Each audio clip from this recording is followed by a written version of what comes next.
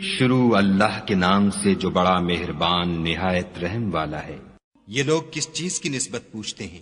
کیا بڑی خبر کی نسبت جس میں یہ اختلاف کر رہے ہیں؟ دیکھو یہ عنقریب جان لیں گے، پھر دیکھو یہ عنقریب جان لیں گے۔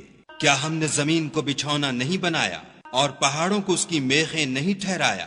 بے شک بنایا اور تم کو جوڑا جوڑا بھی پیدا کیا، اور نیند کو تمہارے لیے موجب آرام بنایا، اور رات کو پردہ مقرر کیا، اور دن کو معاش کا وقت قرار دیا، اور تمہارے اوپر 7 مضبوط آسمان بنائے، اور آفتاب کا روشن چراغ بنایا، اور نچڑتے بادلوں سے موسلا دھار مہ برسایا تاکہ اس سے اناج اور سبزہ پیدا کریں، اور گھنے گھنے باغ۔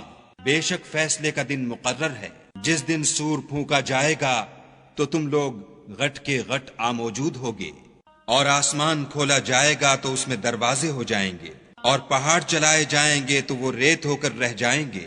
بے شک دوزخ گھات میں ہے، یعنی سرکشوں کا وہی ٹھکانہ ہے، اس میں وہ مدتوں پڑے رہیں گے۔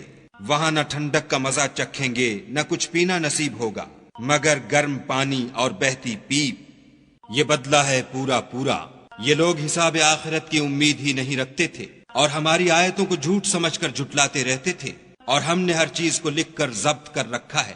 سو اب مزہ چکھو، ہم تم پر عذاب ہی بڑھاتے جائیں گے۔ بے شک پرہیزگاروں کے لیے کامیابی ہے، یعنی باغ اور انگور، اور ہم عمر نوجوان عورتیں، اور شراب کے چھلکتے ہوئے گلاس۔ وہاں نہ بیہودہ بات سنیں گے، نہ جھوٹ خرافات۔ یہ تمہارے پروردگار کی طرف سے صلہ ہے، انعام متعین۔ وہ جو آسمانوں اور زمین اور جو ان دونوں میں ہے سب کا مالک ہے، بڑا مہربان، کسی کو اس سے بات کرنے کا یارہ نہ ہوگا۔ جس دن روح الامین اور فرشتے صف باندھ کر کھڑے ہوں گے تو کوئی بول نہ سکے گا مگر جس کو خدائے رحمان اجازت بخشے اور اس نے بات بھی درست کہی ہو۔ یہ دن برحق ہے، پس جو شخص چاہے اپنے پروردگار کے پاس ٹھکانہ بنا لے۔